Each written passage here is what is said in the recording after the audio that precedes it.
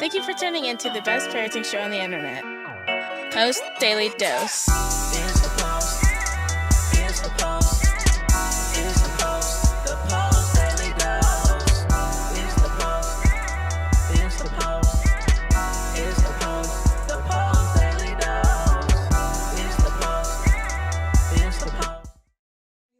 Kristi, Saul, the co-founder of the Post+Institute, coming at you live. We are in session 4. We're doing a little mini book study of the book From Fear to Love. We have it in Spanish now too. The Spanish version is available on Amazon, and this From Fear to Love is also available on Audible. So you can find it on our website. You can find it on www.postinstitute.com. You can find it on Amazon. You can find it on Audible. And we also have an incredible just pay shipping and handling offer. That's $7.95 at feartolovebook.com. So there's my little plug for tonight. Kind of funny little thing. I was out getting dinner for Marley and I looked down and realized it was a little bit after 6, and I was like, oh my gosh, I gotta get back. I have to do my thing at 6:30. So thank you guys for joining. I see we've got a few viewers. Nobody said hi yet. So hopefully, you know, somebody just, I know that there's little places you guys can say hi. So I'd love to hear from you all and see who's checking us out. So for the last few nights, I've been covering just a little mini book study. So I'm not going to all the details and as deep as we do in our full book studies that we offer. But hey, Heather, I see you joined. It's good to see you. I hope that your family is doing well. I absolutely love us being friends. Hey, Tracy, good to see you here. So what we've been doing is just covering a little bit of the book every night. And when I do book study, I give little homework assignments every night. And so like the first night, our homework assignment was about rekindling joy. The second night, our homework assignment was about going in and sitting in your child's nesting space, whatever that is, wherever they really hang out, and doing that when they're not there. Oh, all the way from Galloway. That is very cool. I'm just, you know, this world it's so incredible. Winn-Dixie. The first night that I did Facebook Live, I read a chapter out of a book called Because of Winn-Dixie. And so Tracy is like, Winn-Dixie here. Breathe, breathe. Give a chance for that oxytocin to release so that the cortisol from the stress can be modulated. Breathe, just take a few minutes. Hey, Valerie, thanks for joining us. So the first night, the homework was about rekindling joy. The next night, the homework assignment was about sitting in the place where your child nests so that you can get to know them again. Because oftentimes the chasm of relationship happens because we're out of understanding. So when we fall out of understanding what's going on internally for our kids, and we start assigning negative intentions to their behavior as opposed to understanding that their behavior is likely coming from a place of stress. All behavior comes from a place of stress, and it's trying to communicate something to us. So then to try to get back in connection and to rebuild our empathy and to reconnect with understanding where they're coming from. So just spending time sitting in their space when they're not there, looking around and just, you know, getting your heart reacquainted with your child. My goodness, they're your children, they're your babies. And I know that you want to love them and you're trying to figure that out. And sometimes, you know, it feels like you're speaking two different languages. I mean, I get that. I understand. So that homework as assignment is, you know, it's that. And that may take some repetition. You know, the first time you go in there, you might not be able to stay more than 3 seconds because you just, you know, it just is so triggering. And so just to be able to build up your ability to go in and just sit in their space when they're not there so that you can get reacquainted with your child can make a huge shift, because the first shift has to happen for you. You know, you're the leader in your child's family. You're the leader of your family. So And then the next night we went through some chapters and we talked about, what did we talk about? Oh, we talked about getting quiet and listening to what your soul is craving, because you cannot pour love out of a cup that's filled with exhaustion, bitterness, and resentment. And so to take some time and get in touch with what it is your soul is craving, and then start creating a plan to get some of your own self-care needs met. So those were the homework assignments related to the chapters so far. So we're actually in chapter 4, regulation and dysregulation, and that is related to emotional regulation, not like the regulations of the world, the rules and the laws. It's about emotional regulation and emotional dysregulation. Never give up on your child, because you never know when some development milestone will be met that will help them better learn the most appropriate dynamics for social and emotional living. And I'm telling you, I have seen so many relationships that were fraught with conflict, especially conflict during the high school years, and then the mid-20s come and reunification, rebuilding the relationship happens. And so, yeah, don't ever give up.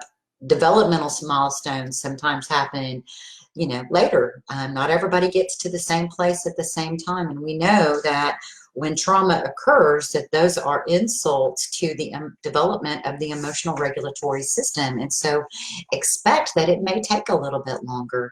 And I think that one of the biggest sources of the conflict really is around school. And so, you know, we as parents get really anxious and really stressed out to try to get our kids to do what it is that the school is asking them to do. And we see abilities, but then when our kids get into the school setting, those abilities may not flourish, or the school may not be instructing, presenting the material in a way that works for your child's learning style.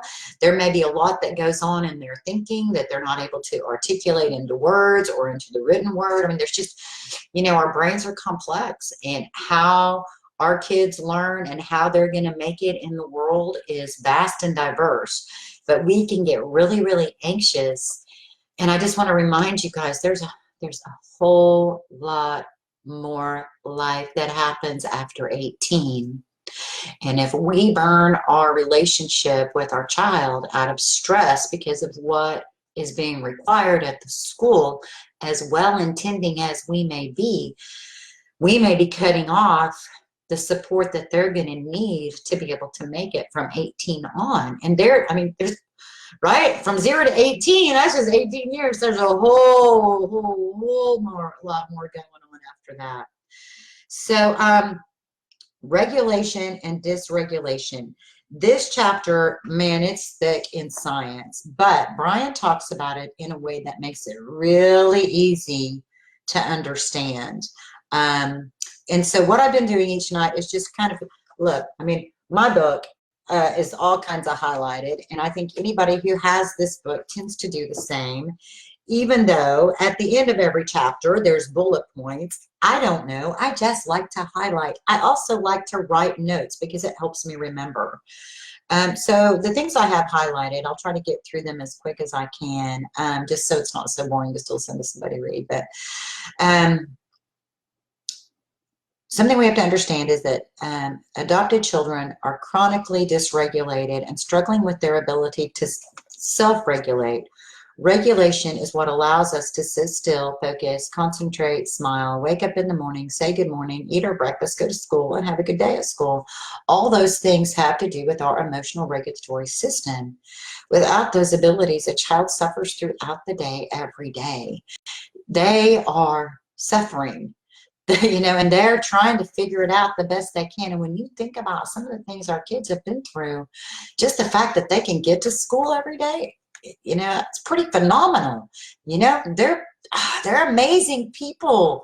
They're amazing people. And for us to figure out how to help manifest the most amazing qualities and help them to be the most the best version of themselves. You know, that's what our goal is. It's just that the traditional parenting model oftentimes is just, it's going to create, it's more anxiety, and the more anxiety we pour into the relationship, the more stress we're creating, and that's just going to create the very behaviors that we're hoping to avoid. Bruce Perry says, refers to this state as an amygdala hijack. As soon as the amygdala senses threat through a sensory pathway, what we see, smell, hear, touch, taste, or feel, body temperature, internal, even a trigger. You know, when we think about triggers, we're usually thinking about things from the outside. It can be a thought. It could be a memory that gets stirred up. It could be an internal bodily function, like a digestion issue. All of those things can be triggered. That an amygdala hijack is a reaction where the amygdala gets activated. That's our sensory mechanism in our brain for threat and discomfort. It gets activated and starts outpouring cortisol, and that's what triggers those behaviors, is that high level of cortisol and that sensitivity of the amygdala. So the amygdala is not a part of our thinking brain, it's a part of our emotional brain, and it sits right above the brainstem. And its job is to help us survive. And so it's, you know, it will activate into a fight, flight, or freeze state. So then Brian talks about the hippocampus. The hippocampus is also largely responsible for our short-term memory. Remember that in times of overwhelming stress, our thinking process has become distorted and confused, and our short-term memory is suppressed. You know, I'm just going to stop right there, because what part of the challenge is that many of us have not experienced that kind of stress. So it's really hard for us to really relate to what that might feel like. So, I mean, I think being transparent and sharing our personal stories helps us grow and helps us understand. So I remember right shortly after becoming separated in my marriage, I was so stressed out and overwhelmed that literally for about a week and a half, maybe even 2 weeks, things would happen where, like, I would be driving. One time I was late getting Marley to school, and the teacher asked, "Why were you late?" And she said, Marley said, "My mom accidentally started taking me to our old house." I don't really know. My brain, my conscious brain was not in charge. My emotional brain was activated, and I was functioning out of my subconscious. I would drive and look up and realized I had missed my exit by 5 miles. You know, I would sit to try to work, and I would just be disassociated in front of my computer. That's what stress does.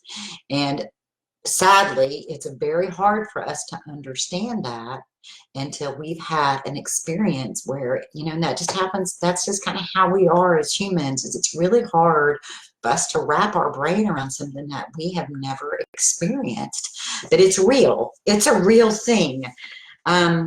So yes, stress and being triggered can overwhelm the brain, and in that space, the hippocampus, which is responsible for short-term memory, can be flooded, and thinking will become distorted and confused, and our short-term memory will be suppressed.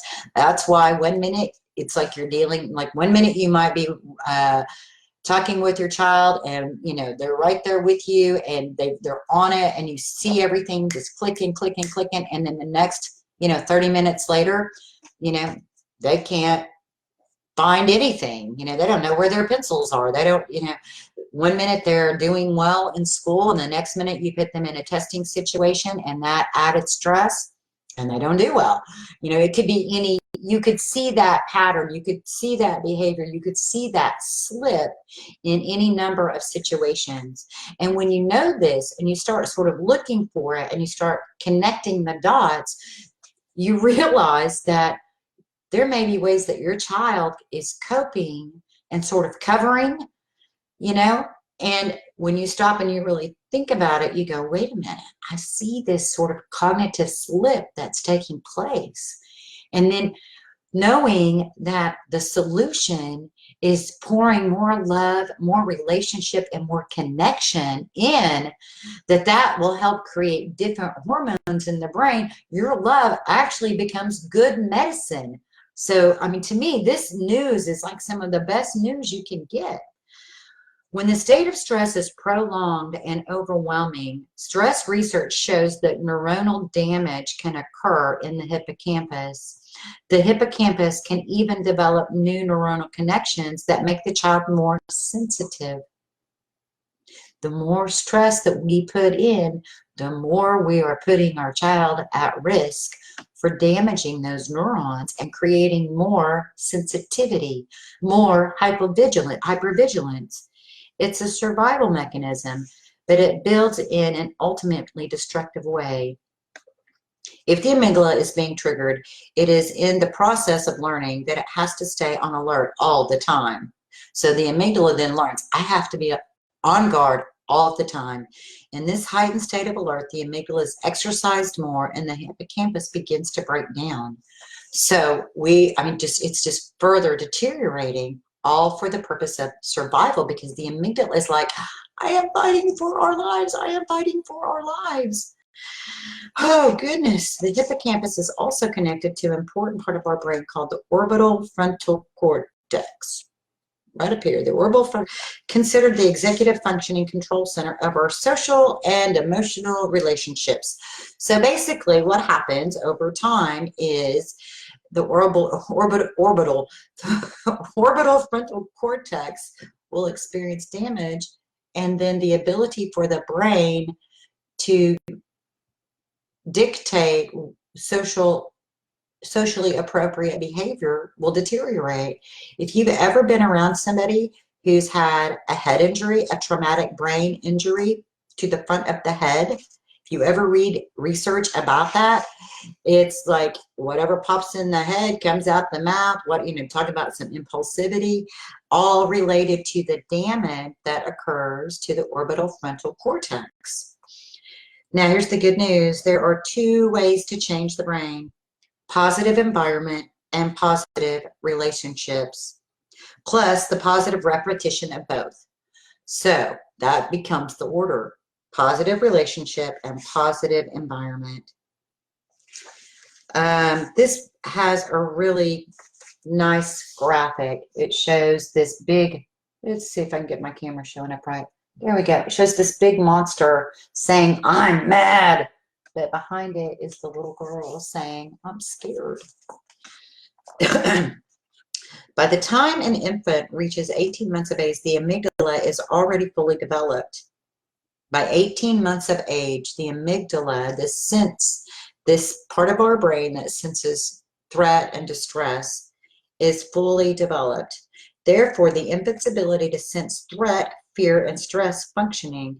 On the other hand, the hippocampus, the part of the brain that contributes to calming the stress and helping the child to think more clearly and feel less overwhelmed, doesn't completely develop until the 36th month.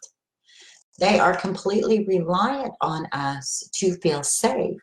When they're babies, they're completely reliant on us to calm and create security. Our job is bonding. Their job is attachment.